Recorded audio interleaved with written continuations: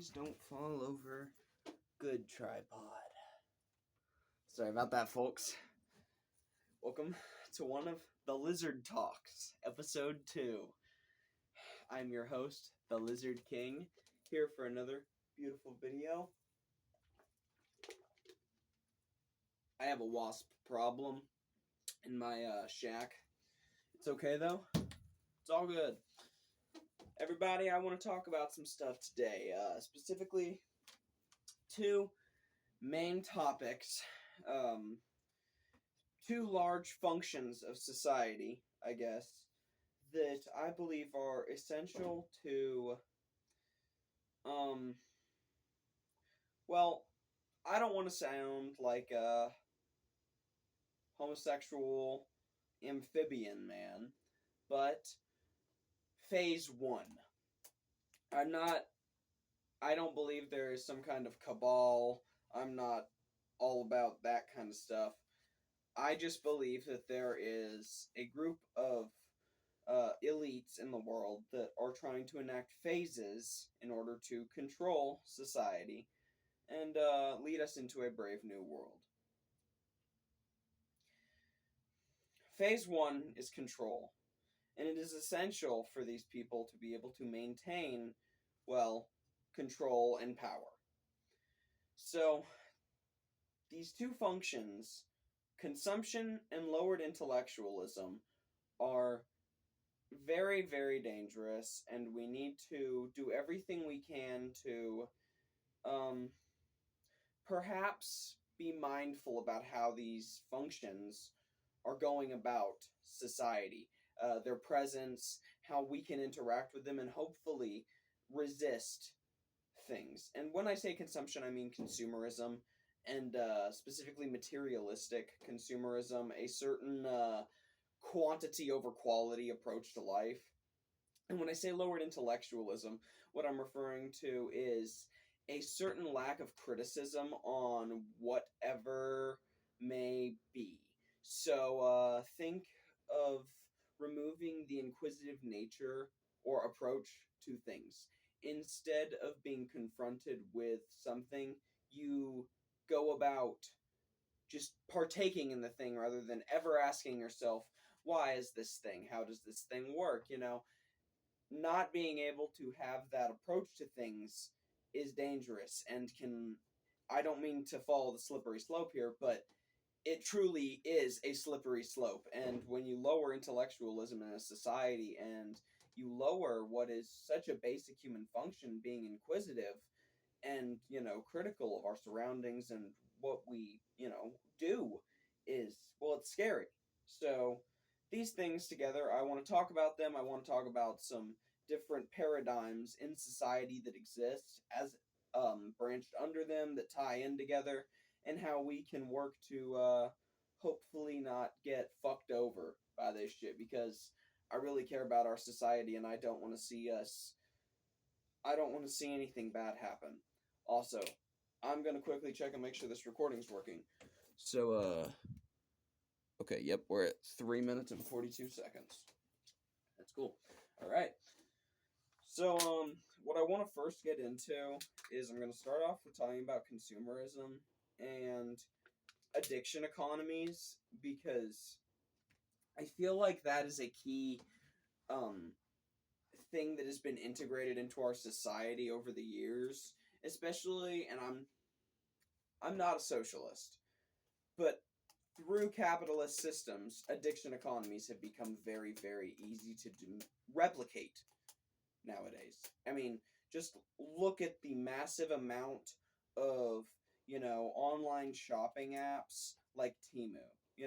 You've got this whole shop like a millionaire mindset, but you're not really getting any more quality of product. You're just buying more things, right? And so you're feeding an addiction to online shopping. I have known a lot of people throughout my teenage years that have horrible online shopping addictions.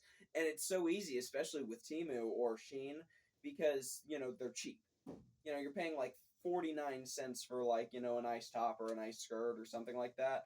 And that's very easy to fall into, especially when a modern society puts a lot of pressure on women and how they appear and how they, present themselves to the world. Women want to be able to get affordable clothes, and still be able to look good. And that's what's given by Temu and Shein and these, eBay even, and Amazon. And, being able to have all of this accessibility has truly made addiction so easy. I mean, I am not against marijuana use, but the proliferation of it among teenagers nowadays compared to even 10 years ago is so insane. The accessibility of any one thing makes addiction just such an easy thing to get nowadays. And I'm I'm going to reference Aldous Huxley's Brave New World a few times here, but especially with how Soma is used in the book as this addictant that puts people in a blissful state of ignorance and will and addiction, and it just makes people so much more vulnerable, and it makes the society so much more vulnerable to being shifted and controlled by elites that do not wish to help that society. And I think we should really start criticizing that. We should, and that's where intellectualism is going to come in. We're going to need to be inquisitive about this because it's a very, very tricky thing to have this accessibility, because while technology can be so amazing in this day and age, I mean, we've found ways to be able to save people from car accidents that would have killed people even a year ago.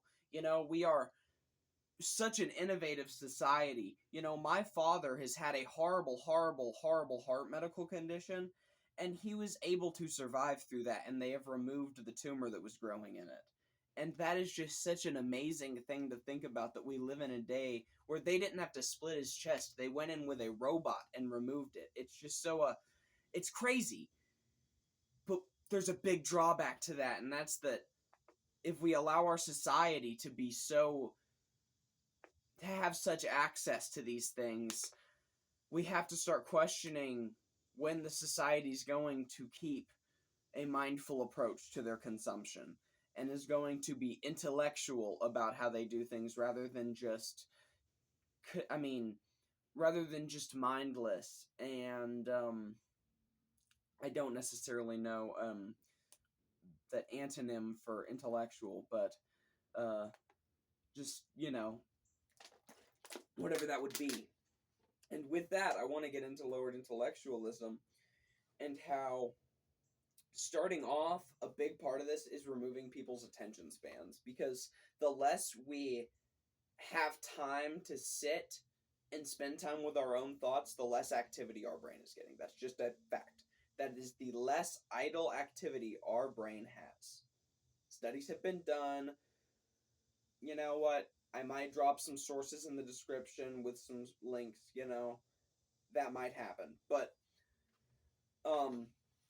it has been done that lowered attention spans reduce brain activity.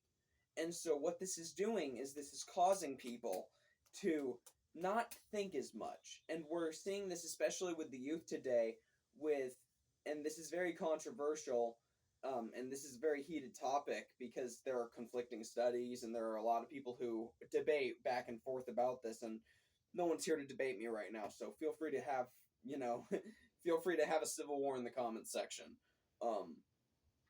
But I just think that the youth today is not getting near as much cognitive stimulation as Gen Z. And I'm talking about Gen Alpha as the youth, because Gen Z is starting to get old enough that we're all probably entering adulthood and we're not just kids anymore. Or at least we're still kids, but, a lot of us are entering adulthood. And I think it's very sad that, because I live with a child who I love him very much, but, he has a few things, sometimes he just doesn't notice things, and it's not that I'm trying to say there's a problem with if people have mental disabilities or anything like that, if they're autistic or on the spectrum, there's nothing wrong with that. I'm not saying having learning disabilities, having cognitive developmental issues, there's nothing. I'm not trying to advocate for or against that, I'm going to play it safe on that. But what I will say is that, if you don't think as much, that's probably not a good thing. And I'm not saying it's such a binary. I'm not saying all types. I'm not saying that all people with brain developmental issues don't think. That's not what I'm saying. What I mean to say is that people who you can look at them and see that they just cognitively are not as active, when that is proliferating in the youth, that is a problem. Okay? When I see a countless amount of 10-year-olds and preteens that literally are just like fucking zombies, that's a problem. If our society is having iPad children and zombie children going around, that's not a good thing. That's not good. And I'm not trying to diss millennial parents because I'm not a parent, so I don't get the card here, but I don't get to... my word will not have as much weight as a parent's word on this. But what I will say is that that's probably not a good parenting style if your child is not cognitively as active. That's all. That's just kind of a generalized thing. That's just an accepted principle, is that a higher amount of intellectuals in a society is beneficial. And I can even follow a pretty logical pathway of that. I mean, if you have a higher amount of people in a society that function and think and are able to, be inquisitive and critical about daily tasks and able to question themselves and have self-reflective times and be able to do that, they can spread their word to other people and allow the proliferation of that.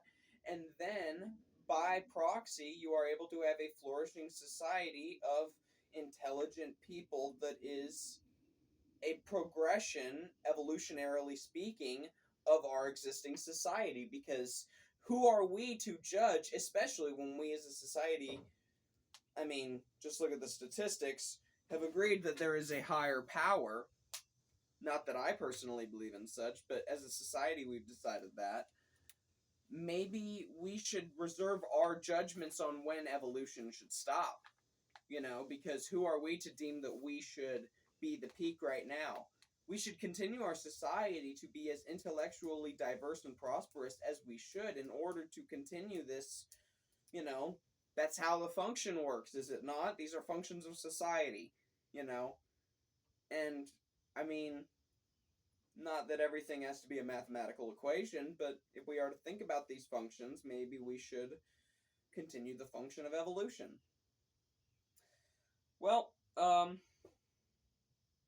there's a lot to go over here. I'm gonna quickly check and see how much time we're at, and,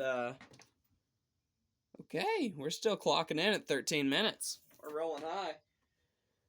Alright, I'm gonna keep it going, and, fuck, it cuts me off somewhere. I'll guess y'all just get it there. Let's go back to consumption. I want to continue on addiction economies. Addiction economies, I think, are really fueling something, and I want to write in here on my notes. Here, you'll see my notes page. It's here. You want to get a preview into what the Lizard King is writing up? This is my notes page. Got it all wrote down here. It's because I got such a horrible fucking attention span because of all the TikTok. But either way, so what I want to tie in here is that addiction economies and accessibility and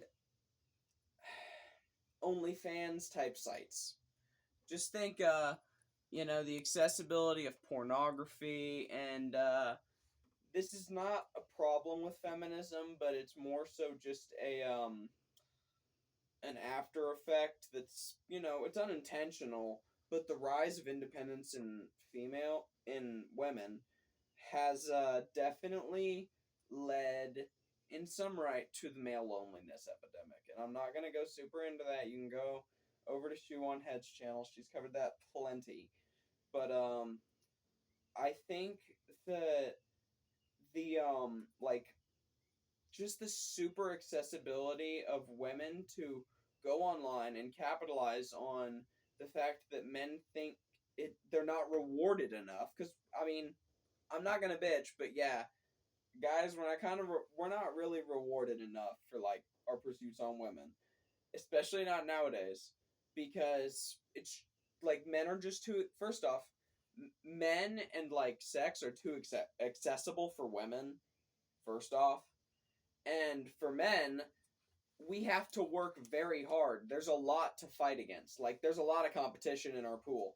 And for the most part, for most guys, it's just not worth it. And that's really fucking sad. And that's fucked up. Uh, because that same amount of guys that are like us are women on that end that have found it better. And it's probably double the amount that have found it better to go to OnlyFans or to go and do, some kind of, other type of thing where they don't need a man to be with them, or if they do, it's a guy that wouldn't be in the position of like the alright looking guys, you know what I mean? That would have to work harder. It's one of the guys that would not have to have worked as hard. And if it is another guy that worked harder, good for him, but that's just not the reality. That is an exception, but it is not the standard. And so, with that, what I think we can really come to a conclusion of is that this is all leading to a big gender gap, and this is the problem here. Men and women don't have enough in common. We're too divergent. I've had too many relationships where I just don't agree. We don't want to talk about the same type of things. We don't care about the same type of things. We're not the same type of people. We're just not. There's such a divergence among guys and girls, men and women, males, females, whatever you want to call this. Me and all of the guys I know, we can get into talking about the same shit, Guys, like, it's the same shit where girls are like, all guys are the same. Guys are like, all girls are the same. But it's like, you're not all the same. You're just, we're all so very different in our own aspects, but we all have such commonalities that bring us together that we tend to just group ourselves together by those commonalities rather than our differences. And that's a very kind thing to do, and I think we should exacerbate that. Past just men and women, though, we need to stop being divergent. We need to stop breaking the divergence at men and women, or Americans, or, whoever. We need to get to the point where we can call ourselves people, but we can't do that. So me, personally, I have to just call myself an American because that's where I'm from. That's my home country. That is the place that has probably the most dominion over me. Apart from myself is America. US of A. And so I think we can't keep looking at ourselves in such divergent ways. And I'm gonna this will help me because I'm gonna come back to this. But this is actually part of my political divergence problem because there's such a large political divergence between genders. There's a larger amount of just proportionally speaking, the amount of conservative young men versus liberal young women, traditionally speaking, is a disproportionate quantity, and that's kind of cray cray, for real, on God, no cap. And what I think that means for the larger amount of people is that we end up caught in the middle, because there's a lot of people on either end, but if, let's say, 30% of the population is super far right and 30% of the population super far left, that's gonna still leave 40% somewhere in the middle. That's the majority of people. And, wow, that's a really good segue to plug RFK right there. Vote RFK Jr. 2024. You know. But yeah. Vote for the country, not the party. That's the slogan, one of them. Stop the war machine. He's got a few nice slogans. Eh. If I'm going to throw my vote away, I might as well give it to someone I like. Alright, now, political divergence. That's a big problem. Political divergence, and I don't really know if this is the best way for me to segue into that, but it was what I wrote down. Psychedelic criminalization and lowered intellectualism are very they go hand in hand. The criminalization of psychedelics and the lowering of intellectualism are so congruent that it's fucking crazy, because what psychedelics do and what the psychedelic experience does, Rick Strassman MD, is and this also comes from Alan Watts, is that they break down a prior notion and preconception of what was. It takes concepts and removes them from reality.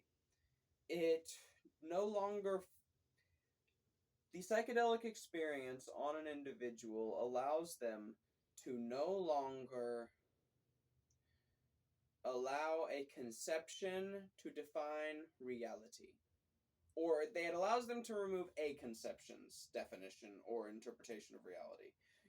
You allow yourself to be no longer bound by, let's just say, a institutional view of things or a bureaucratic view of things. You allow yourself to free yourself of prior it allows you to literally redefine your own personality, and it allows you to work through the aspects of your personality that were negative and were previously seen as just acceptable things you had to deal with, and you can now take those negative things, work through them, make them beneficial instead, and no longer have the negative after effects of them.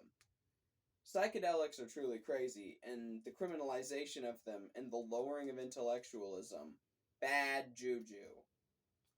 And then also we got the mental health crisis from that loneliness epidemic and all them addiction economies way back when, right? That's causing mass shootings. I don't care who says what. Yes, gun accessibility. I know, I've already said accessibility is part of the problem. So that is true. Gun accessibility is part of the problem. I will say that, and that is true. But, that being said, you're not going to get rid of all of America's guns. That's not going to happen. That's not going to fucking happen. You're not going to get rid of all of the people I know's guns. Just flat out, that number alone is enough to take the amount of private gun owners I know alone is enough to take out the military near where I live. That is not a threat, just an example, hypothetically speaking, that could happen with the amount of firearms in private gun owners' hands in my district alone. So, that said, what can we do besides that? Gun legislature, obviously. That aids, I guess. But mental health crisis and the mental health crises going across America are the biggest problem. People, and especially Gen Z, and this is, I think, the one of the biggest highlights I want to talk about here. Gen Z has been raised in a generation where we have been put in such a position where we feel we are so individual and so independent, yet so collective, and such just a number. It is such a funny paradox. I can't express it. It's just one of those things I have to say. Sounds redundant and like an oxymoron, but it truly is the truth of our society. It's that we as Gen Z are very independent collectivists. We think we are all very independent and we are ourselves, right? We all want to be us, me, me, me, me. It's all about me. It's all about what you did to me. It's all about personality. It's all about me being attacked. It's all about being a personal attack against you. But at the same time, we collect ourselves politically into either a right or a left, and we fall under banners, and we allow ourselves to slip into stereotypes, whether we're right or left, whether we want to call ourselves a black stereotype or a white stereotype, whether we want to see women as stereotypes, men as stereotypes, trans people as stereotypes, gay people as stereotypes, queer people as stereotypes, lesbian people as stereotypes. It doesn't matter. We want to collect everything and put it under one umbrella. We want to use umbrella terms. We want to make everything nice and simple and easy to understand, but we all want to be independent and individual and ourselves and only about us. And this paradox has allowed us to be so divergent and so mentally ill because we no longer see ourselves as communities. So many people in our generation don't care about other people. They care about their families, and that's about it. They care about their mother, their father, but their neighbor, they care about them. They're cool. But, like, they're their neighbor. I see them when I'm walking the dog. But, and this is kind of extreme of me, and I don't think everyone needs to view the world this way, but I like to progress that to, like, an apocalypse situation and escalate that and imagine a person that doesn't care about their neighbor seeing looters breaking into their neighbor's house, but them staying behind their boarded up doors because, hey man, sorry, but I gotta defend my family. Sorry, neighbor. Whereas I live out here, yes, and there are less neighbors. And maybe that's part of the addiction economy and the accessibility and the proliferation of everything. And having so many neighbors means you just can't care about all of them. But I have a lot of neighbors, relatively speaking, that I care about out here. And realistically speaking, anybody I live around out here in my, just around the edge of the city limits of where I live, I mean, I care about them. And if I saw someone breaking into their house in the apocalypse, I'd come over with a gun and show them who's fucking boss, because I care about my neighbors. I care about my community. Because that's what's going to matter, is our community. That's what we are always taught, and that's what matters the most. And that is what I think ties this all together very nicely with a bow on top, is community. Being able to tie yourself with the people around you.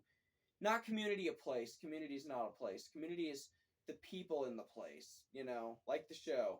It's who is, not where is. And I think that's what is most important for us as a society, is being able to be no longer bound to the physical constraint and to live truly outside of the second dimension. Truly outside of the third dimension. Because our consciousness is a fourth dimensional concept. The fourth dimension is not time. The fourth dimension is consciousness. And if the fourth dimension is time, then the fifth dimension has to be consciousness. But regardless, what goes on inside of the brain is not a third dimensional place. It is not. The brain is not third dimensional. Neuron activity, brain activity is not bound by our hallucination of the world around us that we are constantly experiencing every second of every day is not third dimensional. What goes on beyond our eyes and inside of here, forget it. Okay? Do not bind it to what goes on here.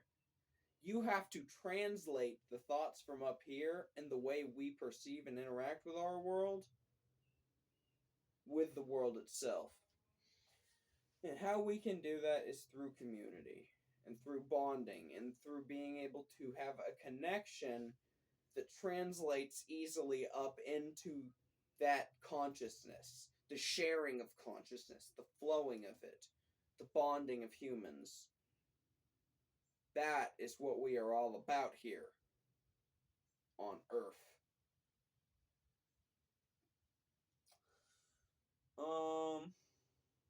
Oh yeah, and I was also gonna say, like, step out of the cave, because of Plato's allegory of the cave. Just remember that if at any time you feel like the world is just a movie that you're watching, look around the theater.